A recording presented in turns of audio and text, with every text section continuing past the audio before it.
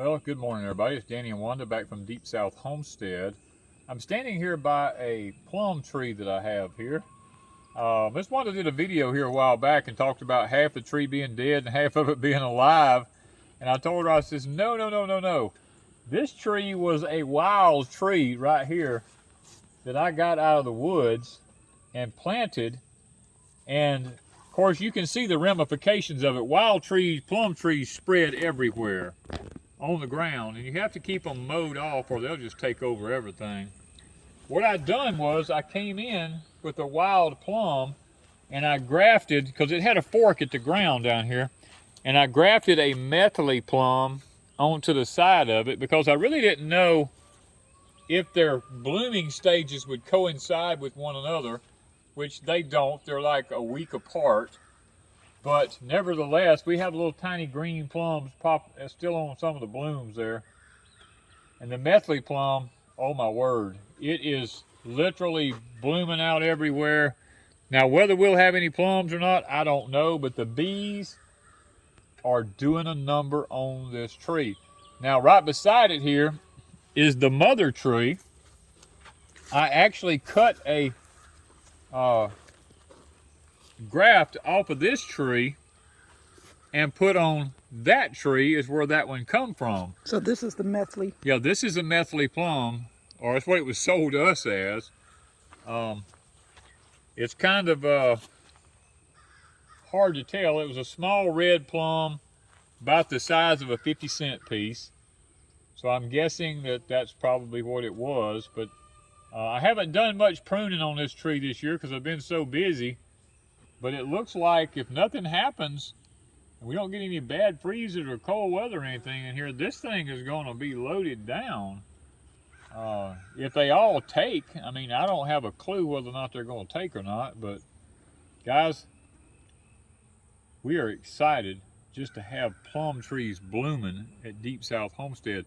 That is the one fruit that we've seen like over all the years we've had problems with getting to produce. Plums and apricots. Plums and apricots. That is our two. We have plenty of peaches. We have plenty of, well, apples. We used to have lots of apples, but our apple tree, the little tiny woodpeckers destroyed the one we had that was doing so good. But the plums and the apricots are really our major trees that we've had problems with. So hopefully, now that we've got some larger trees up and doing pretty good, maybe, just maybe, we'll get a pretty decent plum season out of it. All right, guys, this right here is an invasive weed in the Deep South. This is called a... Get the root. Get the root with it, yep. Look at that. We call this wild mustard. All right, flip it over and show leaves and flowers so we can see. This stuff will literally take a pasture over and just destroy it. You can see the seeds all down the... I mean, these mustard seeds just come on and they take everything over. And it looks like a normal mustard in lots of ways. This is why people put Remedy Grazon 2,4-D on their hay fields, because if they don't, this mess will take an entire hayfield over, and it's very bitter. Now I'm going to take it up and give it to the chickens because the chickens literally love it.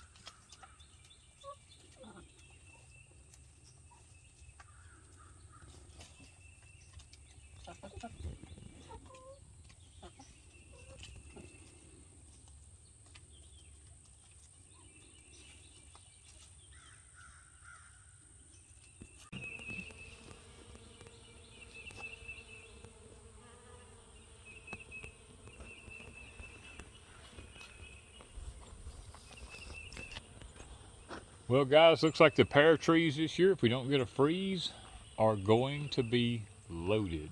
We've even our big big old moon glow pear here, it's got blooms on it for the first time in a couple of years. And this over here is almost completely finished blooming. This tree bloomed out, gosh, probably a couple of weeks ago, and it's almost over with its blooming. So we're actively know that those are going to be doing pretty good. But there's some key things that we look at to know about springtime down here in the deep south. One is when you see these blooming out like this, we know the spring is right on top of us.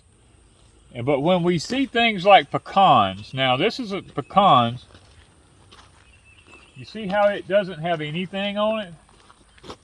You can't let that fool you, because with pecans, it's about variety. Now over toward the cabin over yonder, we have a hickory.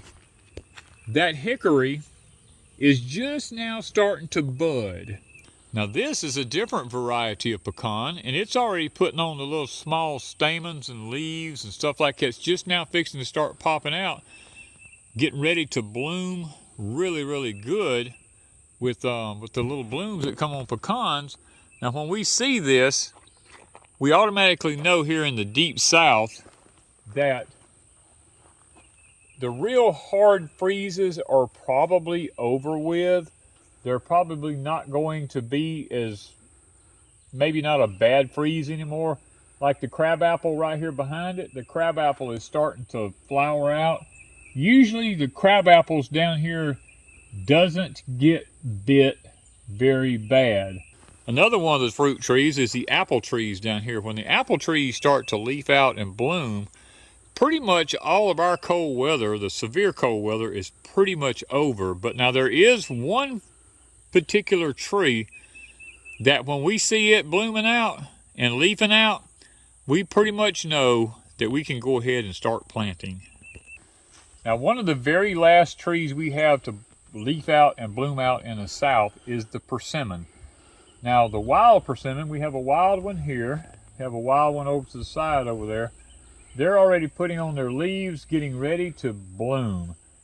Now the tame ones, they come even after the wild ones do. So for us to know and to be sure in the deep south that it is okay for us to plant and not to worry about frost and freezes, usually we go by the tame persimmons or the wild persimmons. My daddy used to say, when you see the wild persimmon tree that has a leaf as big as a squirrel's ear or a mouse's ear, go ahead and plant your gardens, because you're going to be okay. Here we have the leaves here. Now these leaves are they're big as my thumb almost. So I'd say that's a mouse's ear. Yep, I'd say that's bigger than a mouse's ear. So that means that we can go ahead and do our planting, because guys, it's that time of the year. Now when you look out here, I'm going to tell you something.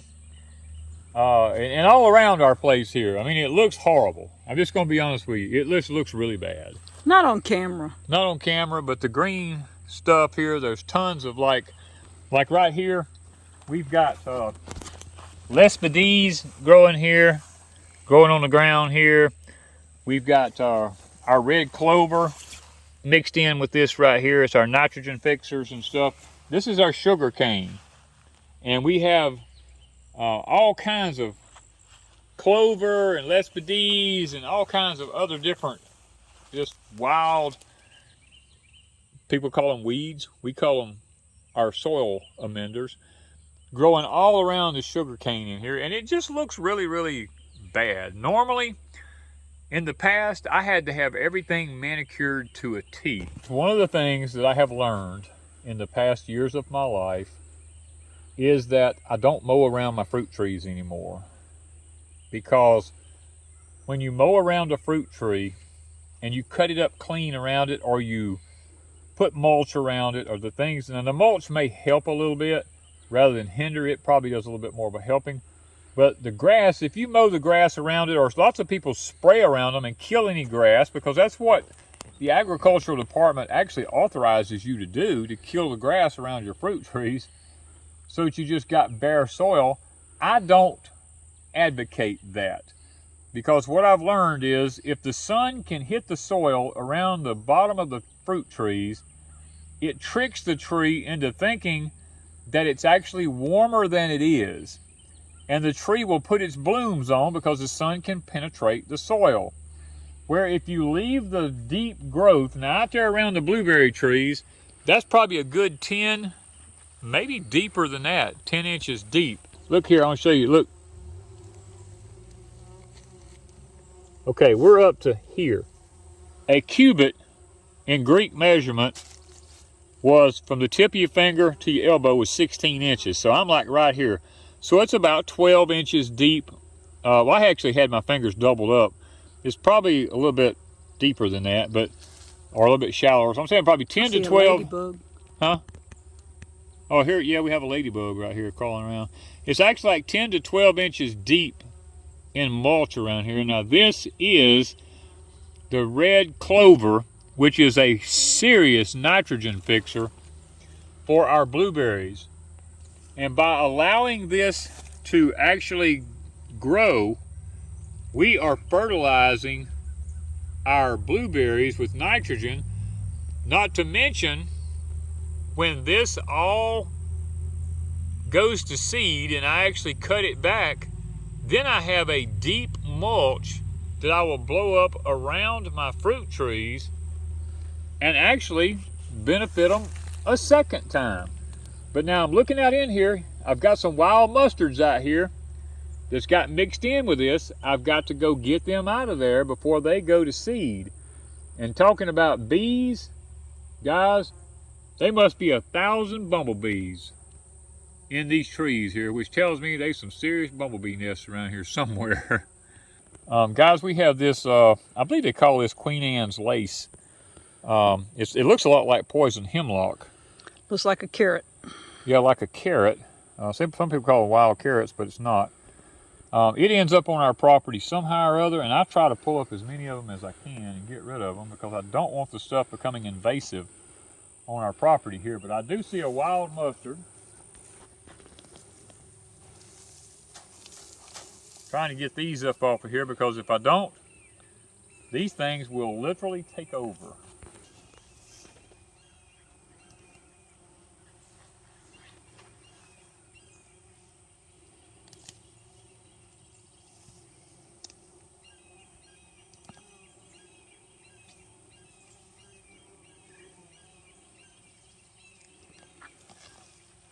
You know what?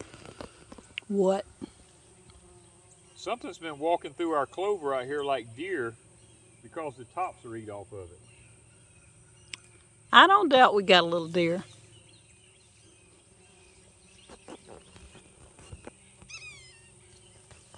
We just can't see it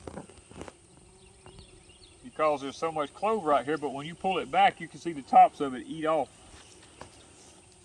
everywhere. Look at here. Look right here. It's a Deer big track. deer. That's a big deer track. There's another one right there. Yep, I knew. I see it right here where they walked right here.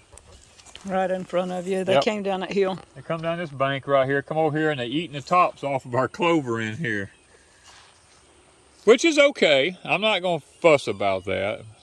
It just won't have no red seeds if they keep doing that. Well, I'm not going to fret about it. You know, I mean. It's looking good, though. Yep, oh, here's another wild mustard.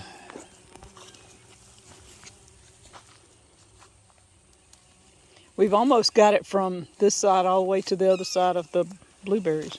Yeah, that was our whole plan all along, was to have this whole property knee-deep in the red clover. And we are actively getting there. I'm telling you, it's amazing at what it has transpired here. I mean, it's up into our apple trees, all of our fruit trees out in there. It's just got to spread where that yellow stuff is. I don't know all what up that under is. the mulberry down here. It's all up under that. And it's all down toward the pond, the sugar cane. I mean, it's everywhere, which is exactly what we were after. Now, I would like to eventually get it all on the banks of the pond right here because literally, guys, when you look down at the water down here, it's like 15 feet down there to that water, this hill we're standing on. it looks like we're right at the water, but technically, if you watch me, I mean, it's like, and you ain't at the water. And I'm not at the water. The water's still way on down here. So lots of things you see here at Deep South Homestead are optical illusion.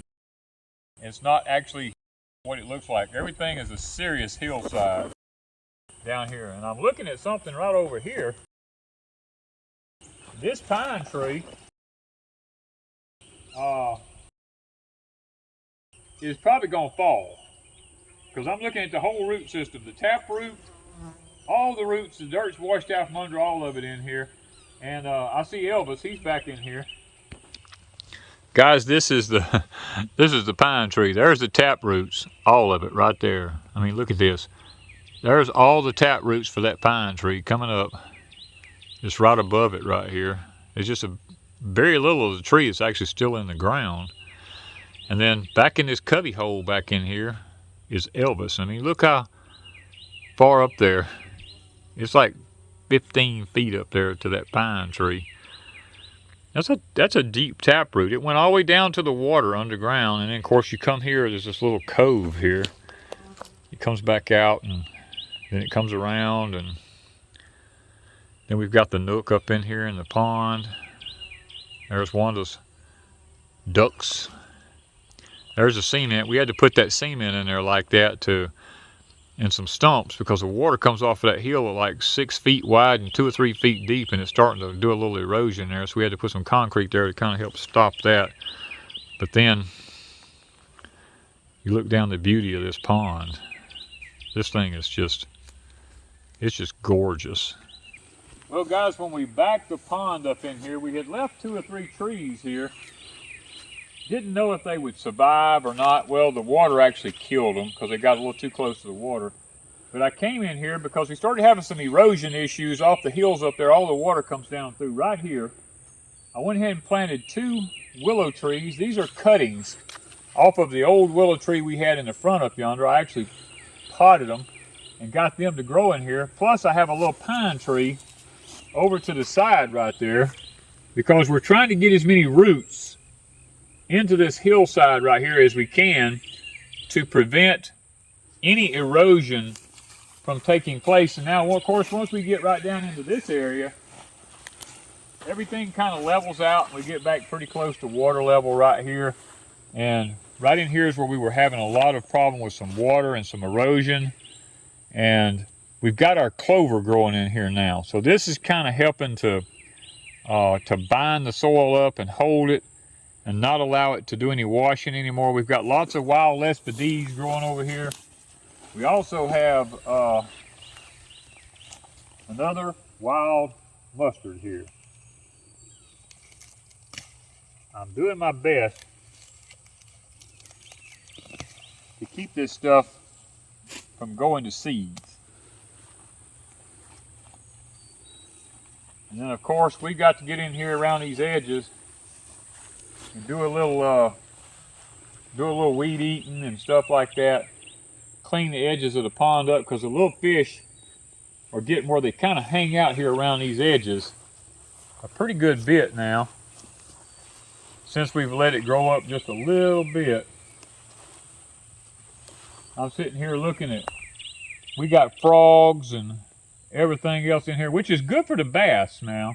We don't want to take out, we don't want to take out all the little wildlife creatures like this, because this is what helps keep this pond, the ecosystem in this pond, doing really, really good like it needs to. Because I'm telling you, I might be wrong, but I'm going to walk out on this pier here, and I'll bet you the fish come running. Well, as I'm walking up under this mulberry tree right here, look at this. Oh my word, look at this, guys. Oh, look at that.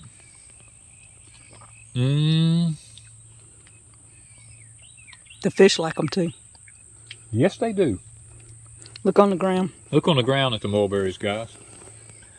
the cedar waxwings come in here and hit these trees, and they knock them off by the hundreds of thousands. And the wind the other day. Oh yeah, and the wind. We had some serious wind. But you can take, watch this.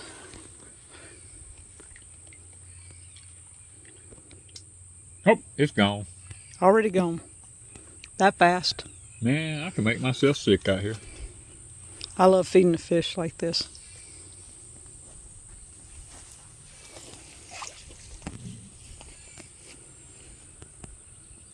Give them time to find it. You gotta, look how I throw a whole bunch of pieces. Look at that. It don't take them long. No, when they hear it. When they find out there's food, they come a-running. They like it when you break it in little pieces. Yep.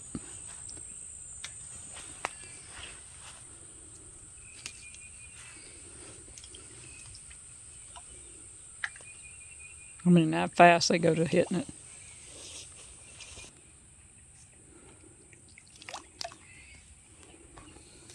Look at how big some of them brim are. Mm-hmm. They already hitting that water everywhere, looking for them.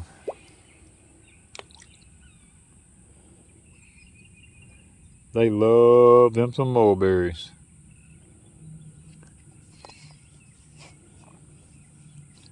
Getting about time to start catching some of these fish out, taking them over to. You see? Over to Pecan Grove's new pond we got built. Oh, it's gone. Mm-hmm. Some of these fish will find a new home. Yep, they gonna find a new Look home. Look at them coming up there. Oh my word! I don't know if you can swing. I don't know if you, with the glare on the pond, if you can get it where. I don't know if they can see it or not, but man, I can see them underneath. Look at the tiny ones under there. Oh, the little bitty ones ain't an inch or two long. Wow, they cleaning up whatever's left over.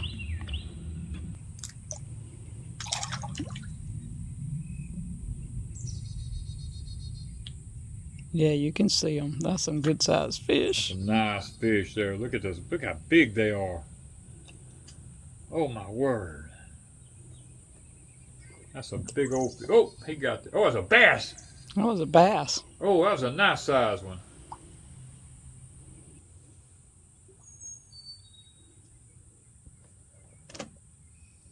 The little bitty tiny ones. Boy, they are tiny. They're hitting it. Now comes the big ones. Look at them big ones.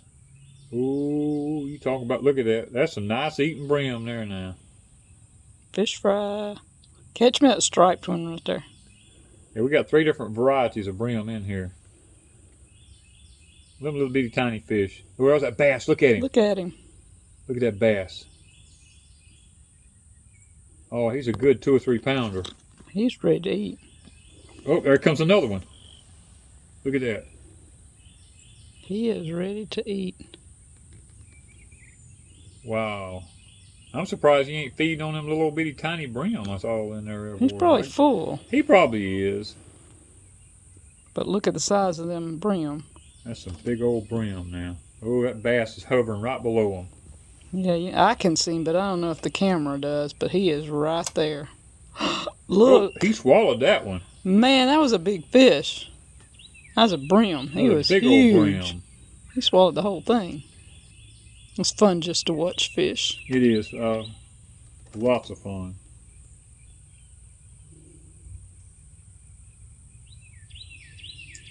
You have to wonder what's going through their mind. Food, food, food. There comes that bass back. Look at him. There's 2 big bass together right there. There's one right below him. Gosh, that thing must be 20 inches long. Perfect eating.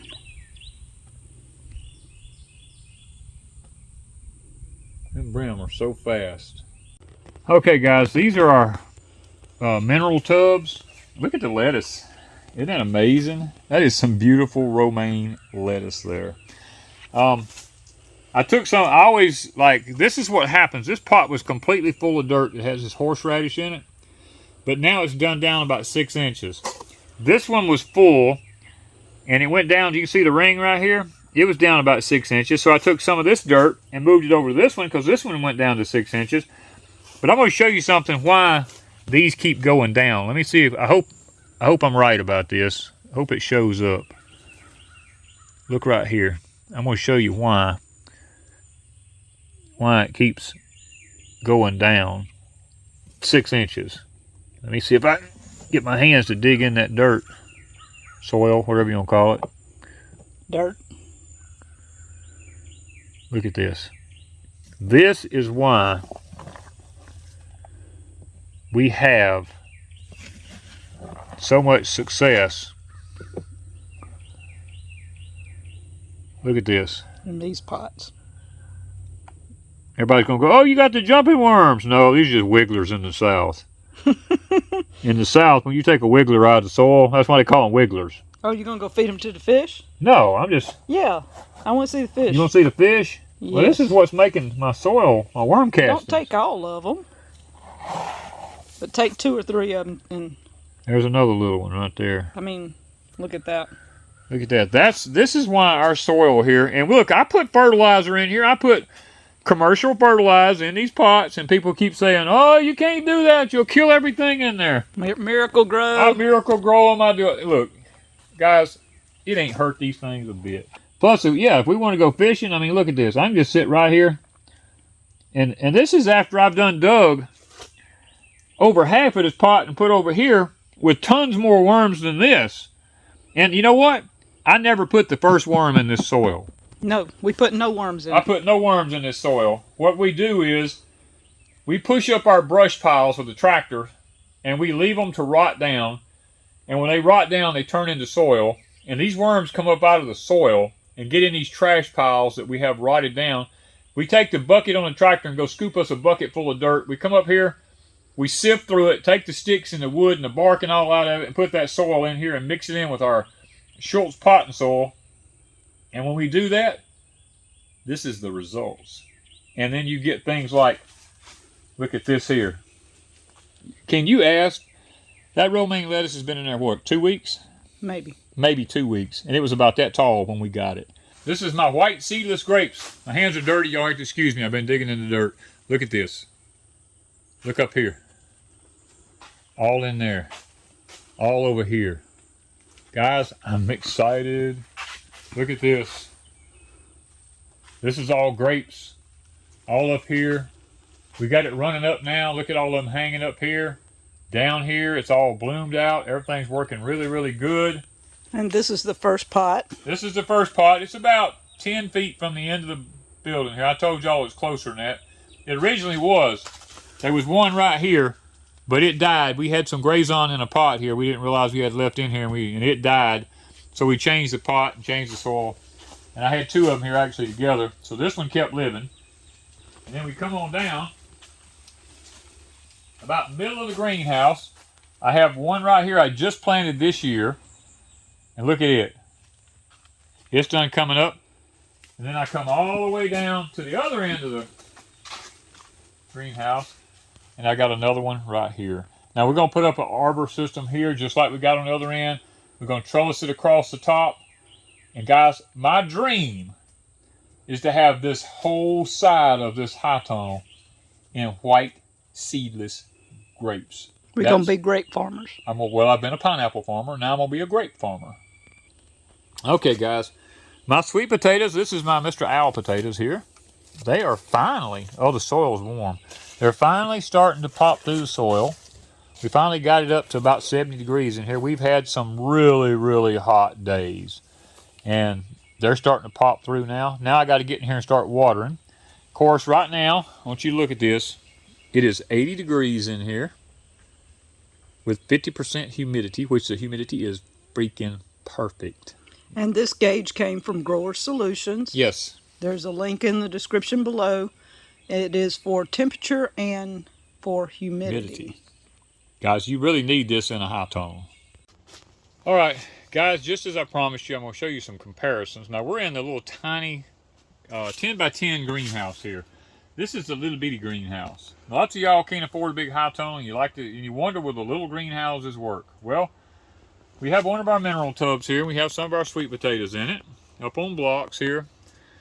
This is our sweet potato slips we have coming up here. Got a few more coming up along the sides, and we dug around. There's a few more starting to sprout. But guys, let me show you something. Look at this. This, For all of you that want to know, know about growing them in trays? This comes a Walmart tray here. It's about 4 or 5 inches deep here. And we put our soil in it, and we just stuck our sweet potatoes in there. We completely covered them up. Look at the difference. This is the way, guys, to plant. I know I do in the mineral tubs lots of times like this, but there's so much soil in this mineral tub, it takes a lot longer for this to actually heat up than it does a shallow tray up here next to the plastic. This is an experiment just to prove my point. All of you wondering about not having a big enough place to grow them, you don't need a very big place. These are ready to rock and roll, guys. These things are beautiful. And when you pull them up, they already got the roots. Yes, they're ready to go, loaded with roots. Now this is the white ones that we grow. My daddy always told me, he said, if you want lots of sweet potatoes, plant the white ones because they'll always make. And we've got them in the little plastic tote up there, and guys, it's working fantastically. Well guys, here we are with the onions. We got a rainstorm coming in here. We're trying to do this kind of quick. But look at the bulbing. Some of them are up to 1.5 inches, 2 inches in diameter. Look at this. These are sitting up on top of the ground like they're supposed to. We're not going to have to do any ringing. We got a few more weeds to get out of here. Ms. Wanda got most of them out, but we got to come back and do a little bit more weeding. And now it's time to start dumping the nitrogen to them. Look at these. Look at that. Those are huge back there. Those are going to be nice onions. And they're all the way down. Now, these are the ones we raised. Those of y'all who wondered back, these are the ones we planted our seeds from, and I planted them, and we were like questioning, were they even going to live? Because they were like little hairs when we planted them in the ground. But then we have some down here that our friend gave us that come from Dixondale's, and they were big old healthy onions, and I want to show you the comparison.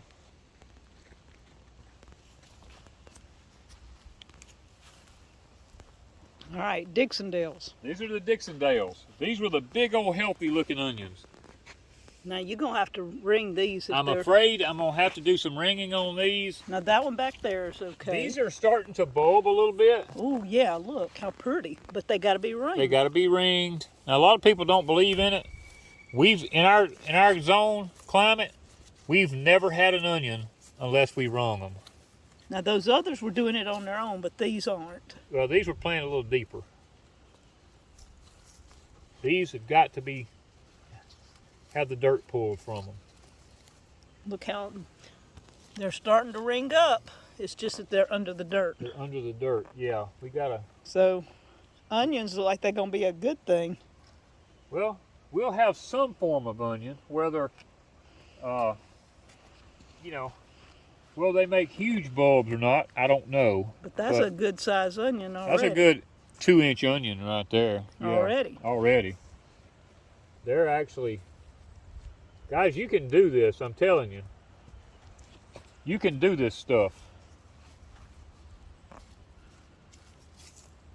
We just need some warm days with sunshine, and I have a tool that I use to do this with, but I'm out here I'm actually getting wet right now. I'm just trying to do this right quick like, ahead of this rain.